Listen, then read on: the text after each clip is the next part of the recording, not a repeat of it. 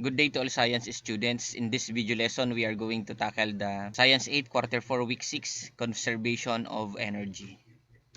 For objectives, explain the law of conservation of energy using everyday situations, distinguish between potential energy and kinetic energy through examples, and show appreciation for energy conservation by recognizing its importance in daily life.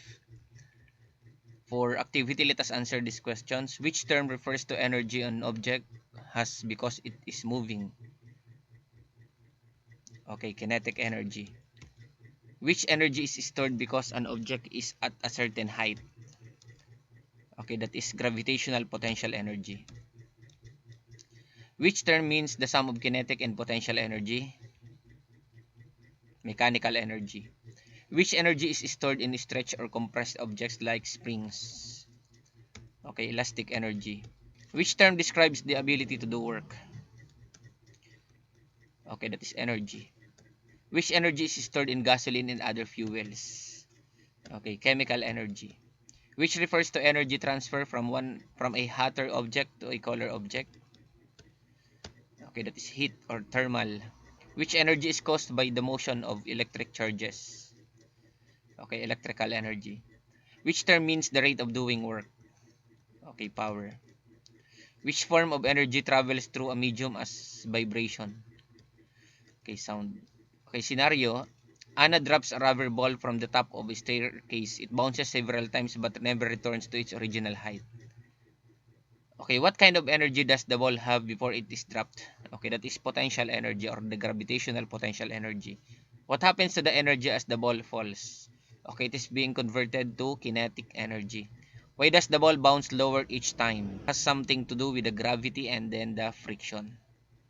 What forms of energy are produced when the ball hits the ground? Okay, that is the kinetic energy. Terminologies. Elastic. Energy stored in stretched or compressed objects such as springs. Gravitational. This is an energy an object has because it is located at a certain height. Work. Energy transferred when a force moves an object over a distance. Mechanical. Total energy made up of kinetic and potential energy.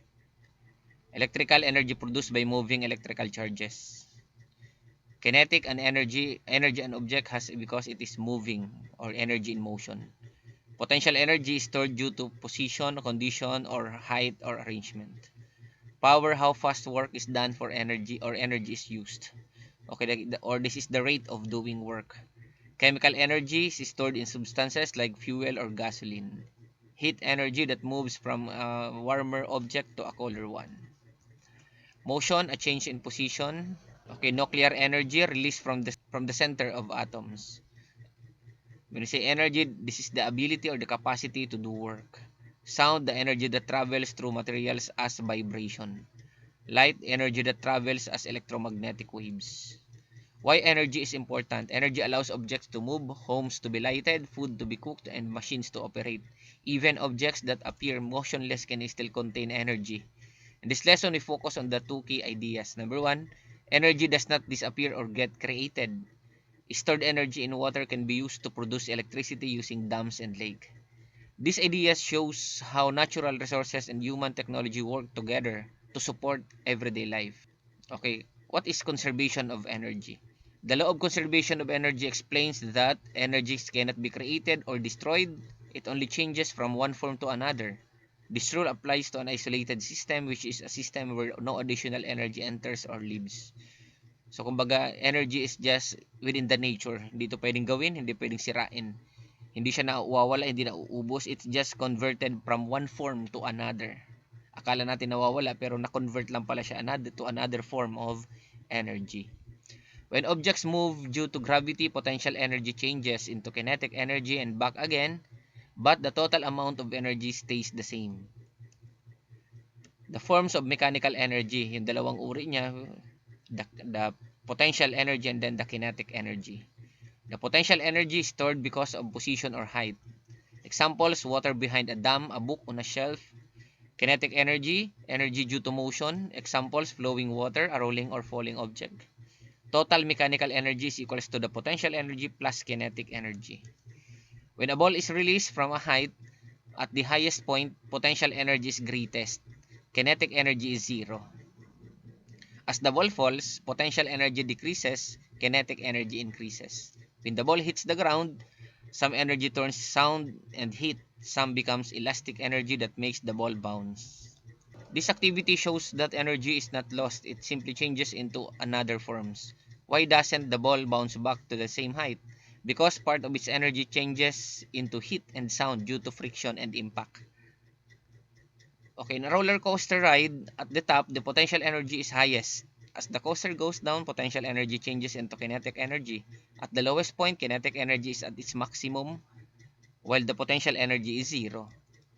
Even when friction is present, energy is still conserved. Some of it simply changes into heat and sound. Okay, let us have a sample of problem solving, the speed of the skater. Mass 75 kilogram, kinetic energy is 509 joule. Using the kinetic energy formula, we have kinetic energy is equals to 1 half mv squared. If we are going to obtain the velocity, the formula is equals to the square root of 2 ke over m. Substituting down the formula, and the result is 3.7 meter per second. Another one, height of the skater, potential energy is 2,408 joule, mass is 75 kilogram, gravity is 9.8 meter per second squared. Use the potential energy formula, mgh, or mass times gravity times height. Okay, solving for the height, height is equals to PE divided by mg. Substituting the value, we have 3.3 meters. Energy does not disappear when objects move or collide. Instead, energy is transferred from one form to another. In falling objects, potential energy is transformed into kinetic energy, while some energy becomes heat and sound due to friction and impact.